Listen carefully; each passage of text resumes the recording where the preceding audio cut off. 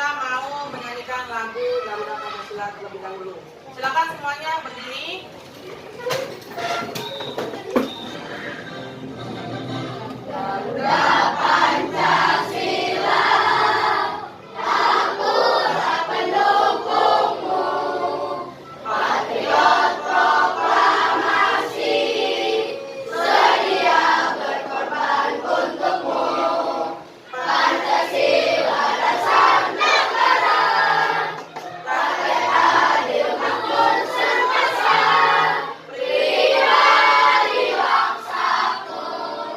Ayo maju, maju, ayo maju, maju, ayo maju, maju. Ada yang tahu nggak ini kita mau belajar apa? Apa? Coding, ya. Apa li? Oke, sekarang ibu mau tanya dulu, siapa yang tadi pagi sudah sarapan? Saya. Coba Ataya, sarapan apa Ataya? Telur. Telurnya diapain? Didadar, direbus, di telur dadar. Oke. Ada lagi selain sarapannya telur dadar? Apa? Sekarang? Bubur. Kalau Adit? Nasi goreng. Mie ayam. Bukan mie ayam. Masak sendiri apa beli? Oh iya. Oke, coba. Sekarang perhatikan. Tadi Ataya sarapan telur dadar. Rehan bubur. Adit nasi goreng. Dapat ayam. Nah, ibu pengen tanya nih. Coba Ataya. Menurut Ataya, ketika yang masak telur dadar siapa? Mama. Apakah tiba-tiba telur dadarnya udah jadi? Apa dimasak dulu? Oke. Coba yang pengen tanya sama Ataya ya. Langkah-langkah masak telur dadar menurut Ataya gimana?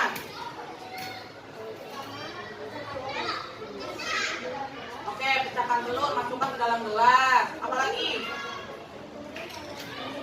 Tambahkan sedikit garam, bagus. Oh, tambahkan apa? Cabai. Kamu suka pedas ya? Ya. Habis itu dikocok. Habis itu iya, dituang ke wadah ya. Setelah dituang apa ditinggal aja? Diapain lagi ayo?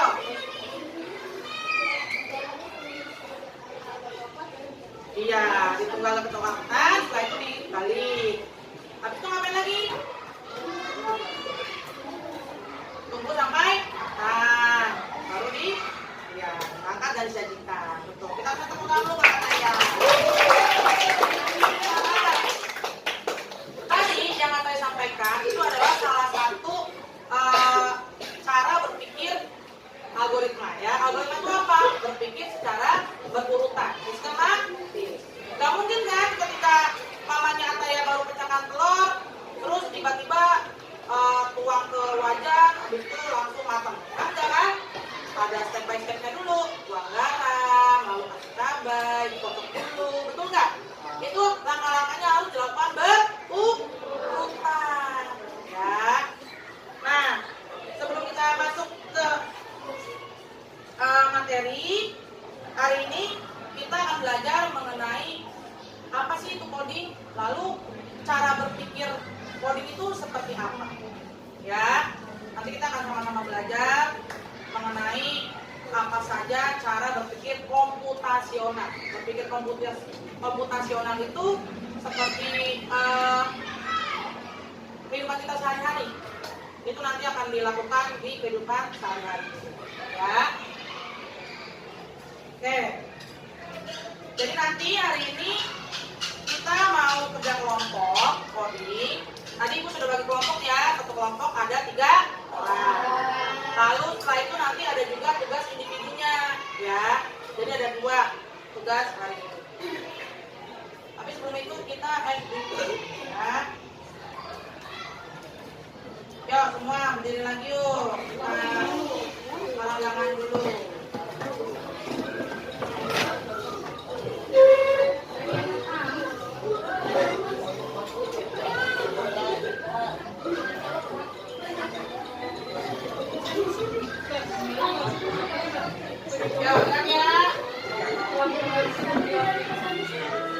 Kanan. Pegang aja. Kiri.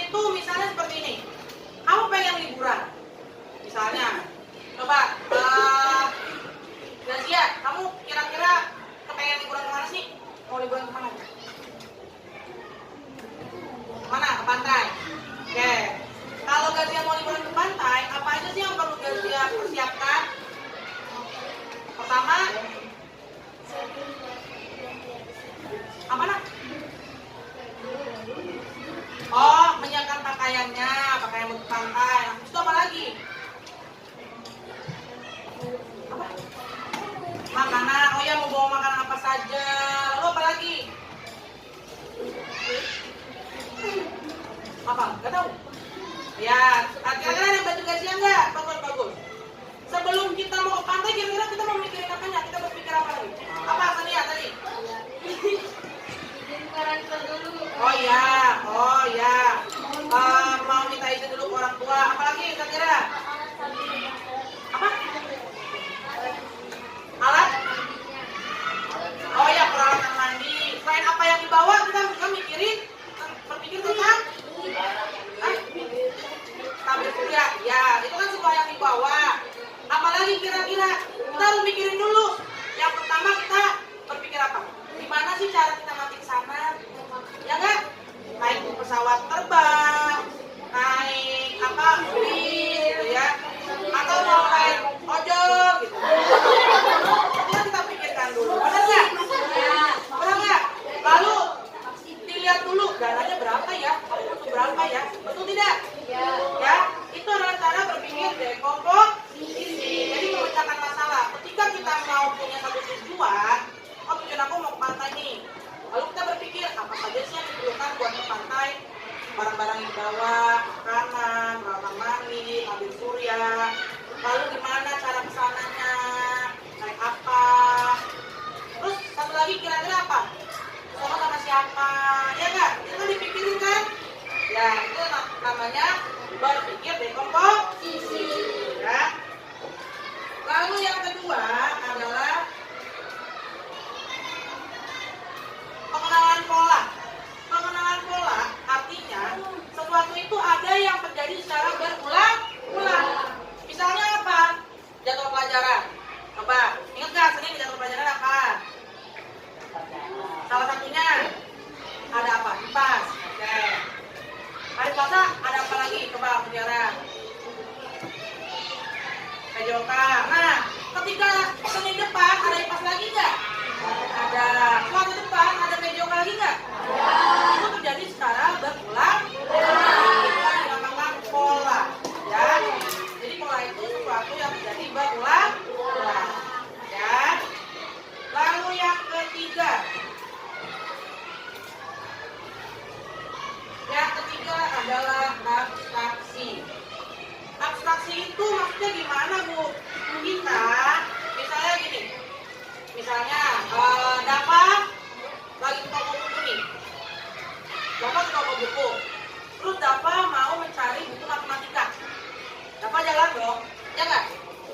Terus di atasnya tulisan novel, kumpulan novel. Kira-kira Dava akan mencari buku matematika di situ nggak? Tidak kan?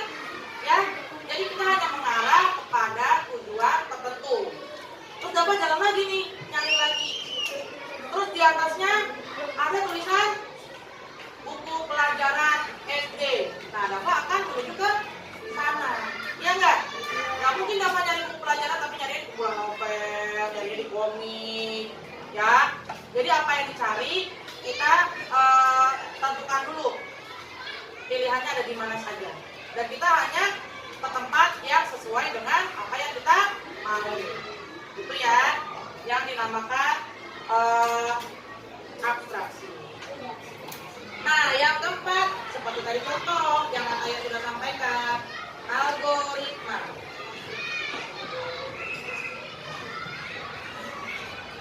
Algoritma itu adalah berpikir seperti langkah-langkah, ya, yang sistematis. Sistematis itu artinya berurutan. Yang tadi saya sudah sampaikan ya, kalau membuat telur dadar gimana urusannya, ya. Nah, itu adalah cara-cara konsep berpikir komputasional yang ada di coding, ya. Nah, lebih jelasnya kita lihat video ini. Pengenalan computational thinking. Hai teman PC, coba tebak apa artinya computational thinking atau berpikir komputasional? Adakah yang bermata jeli dan melihat komputasional di sini? Jadi, mungkin ada hubungannya dengan komputer ya? Iya, betul sekali. Jempol buat kamu yang sudah menebak dengan benar. Berpikir komputasional adalah proses berpikir untuk menyelesaikan masalah dengan efektif dan efisien. Dalam ilmu komputer, proses berpikir ini dilakukan sebelum mulai menulis coding atau pemrograman. Jika sudah direncanakan dengan baik, maka coding yang ditulis akan sesuai dengan kebutuhan dan dapat diselesaikan dengan cepat dan tepat. Tapi ternyata berpikir komputasional juga bisa dilakukan tanpa komputer dan tanpa internet loh. Malah sebenarnya kita pun sudah menerapkannya dalam kehidupan sehari-hari, mulai dari menggosok gigi, mencatat ringkasan pelajaran, hingga menyiapkan tas untuk sekolah besok. Wah, kalau kita sudah bisa menerapkannya setiap hari, berarti kita semua sudah mahir dong. Belum tentu. Contoh-contoh tadi kan menerapkan berpikir komputasional pada masalah yang sederhana. Masih banyak nih masalah yang lebih kompleks, seperti misalnya mengatur keuangan bulanan, apa yang harus dilakukan kalau kamu tersesat di tempat baru, hingga memilih jurusan dan karir. Lalu yang lebih penting lagi, ketika kamu dewasa nanti, kamu akan menghadapi era industri 4 dan bahkan 5. Di sini kamu perlu kecakapan untuk memanfaatkan dunia digital, mulai dari mencari dan memilah informasi yang kamu perlukan, hingga menggunakan informasi itu untuk membuat keputusan penting dalam hidupmu. Menghadapi masalah kompleks kehidupan di masa sekarang dan masa depan ini mirip seperti merencanakan coding yang sudah dibahas sebelumnya. Kuncinya adalah memahami masalah dengan tuntas dan mencari cara menyelesaikan yang efektif dan efisien. Nah, kalau begitu, bagaimana agar kita bisa berpikir komputasional? Sekarang kita bahas ya, 4 landasan dari berpikir komputasional. Yang pertama, dekomposisi. Dekomposisi artinya membagi masalah kompleks ke bagian yang lebih kecil agar mudah diselesaikan. Misalnya, kamu dituntut jadi ketua panitia lomba 17-an. Maka, untuk memudahkan pelaksanaan, kamu bisa menunjuk panitia bagian acara, konsumsi, publikasi, keamanan, dan lainnya. Yang kedua, pengenalan pola. Artinya mencari kesamaan dan pola di antara bagian-bagian masalah kompleks yang sudah dipecah. Misalnya, kamu hendak melipat dan menyimpan jemuran di rumah, maka kamu perlu bisa mengenali jemuran milik ayah, ibu, kamu, adik, dan milik bersama seperti spray, handuk, dan lainnya. Ini karena jemuran-jemuran itu perlu disimpan di tempat yang berbeda. Yang ketiga, abstraksi. Artinya fokus pada informasi yang penting saja, mengabaikan detail yang tidak diperlukan. Misalnya, kamu hendak menceritakan pengalamanmu berwisata ke luar kota. Tentunya kamu mengalami banyak hal dari mulai berangkat di bus, berfoto bersama, makan di restoran, menginap di hotel, hingga perjalanan pulang. Tapi nggak mungkin kan kamu ceritakan semua kejadian dengan detail pada teman-temanmu.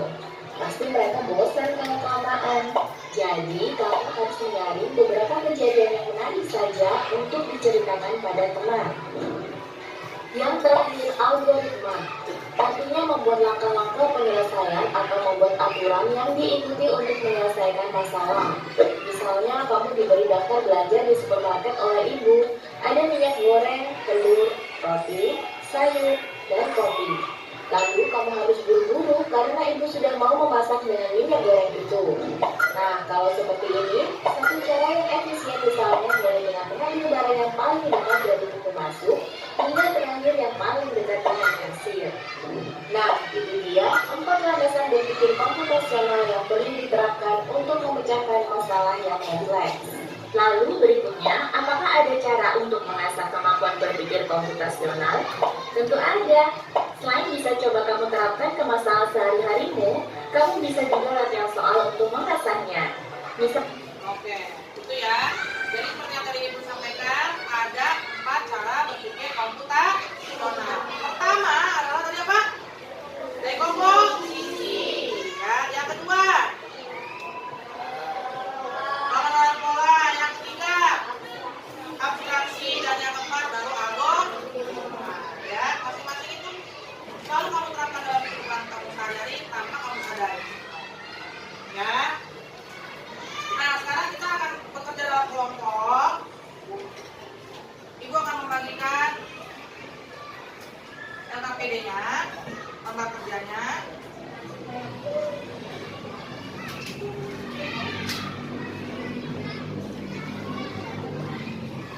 Jawab dulu lah. kelompok 1, 2, 3, 4, 5, 6, 7, 8, 9, 10.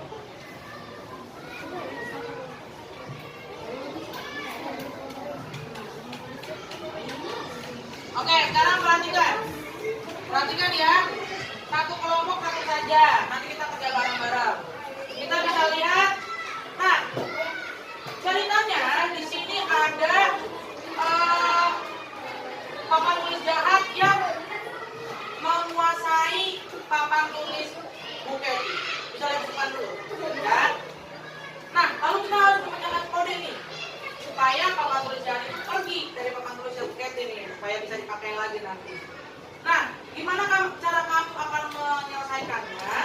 Kamu lihat di sini ada kode-kode huruf sesuai dengan perkalian. Ya tidak? Nah, misalnya gini.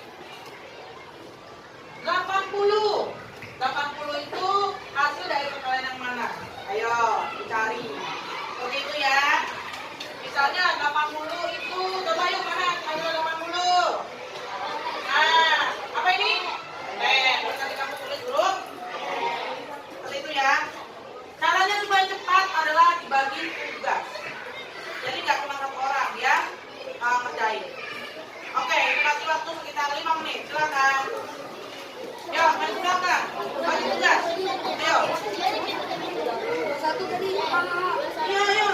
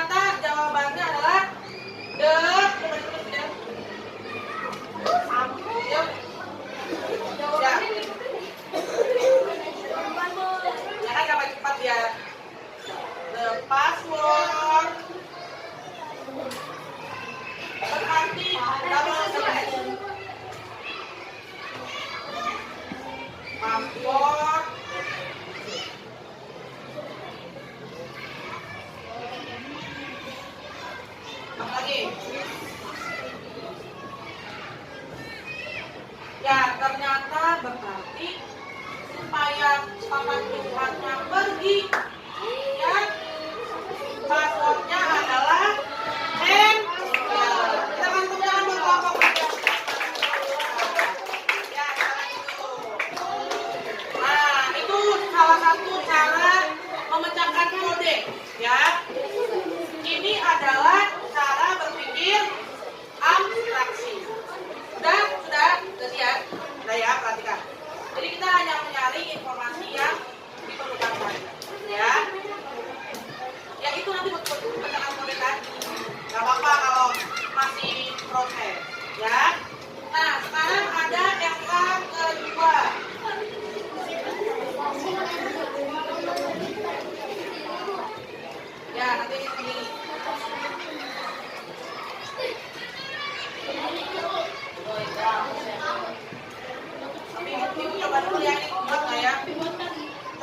kedua dulu. Ya, kedua. Nah. Lembar kerja yang kedua. Ya, sekarang perhatikan. Nah, nanti kamu harus menuliskan tanda panahnya. Ada seorang bajak laut. Bajak lautnya mau mencari kompas. Sekarang kita lihat kompasnya ada di mana. Ini kan? Ya. Mulainya dari sini. Nah, berarti pertama ke arah mana? Tanda panahnya ke depan.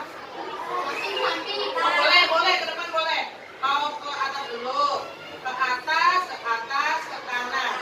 Berarti 3 kali langkah. Atau, halo, perhatikan dulu. Atau, mau ke kanan, baru ke atas, baru ke atas. Jadi kamu tulisnya tanda panahnya di sini. Nggak usah, kayak biasa aja. Ya. Nggak usah. Yang penting kelihatan itu mau ke kiri, ke kanan, ke bawah, atau ke atas. Ya. Ada yang mau bertanya lagi tidak? Silakan kerjakan dulu, nanti yang paling cepat boleh ke depan. Sampai hasrat naun ya. Ada soalnya. Ibu. Apa? Hah? Mana? Ini dong, ini mah kalung. Ini mah koin emas. Ya, Bapak, Arif dulu. Rizky, tangan. Ya, Rizky, kelompok Adi, satu lagi siapa? Ada yang sudah? Yang ketiga? Harta Karun? Harta Karun udah, Harta Karun? Belum, Harta Karun belum ada yang bisa. Harta Karun belum nyampe. Harta Karun, oke. Berarti nanti yang maju kelompok Adit. Saya kelompok Adit. Sudah. Oke. Semua perhatikan. Konsentrasi. Salah. Konsentrasi. Oke, udah ya. Kita sudah ketemu dengan 2 pasangan yang sudah selesai. Ya. Kita akan mulai dari kompas dulu. Silakan kompas, katanya. Di sini tulisnya. Nah, arahnya kemana aja? Atas, kanan. Oke, kita lihat. Ke atas 1 kali, ke atas 1 kali, lalu ke kanan. Betul. Tepuk tangan buat kawan-kawan saya. Yang kedua, uang emas. Ayo, Adit. Udah. Uang emas.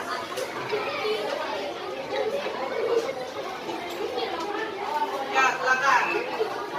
Semua perhatikan ke depan. Ali duduk, Ali. Uang emas. Uang emas ada di mana? Nih ya, uang emas ya. Kita mulai dari start. Berapa kali?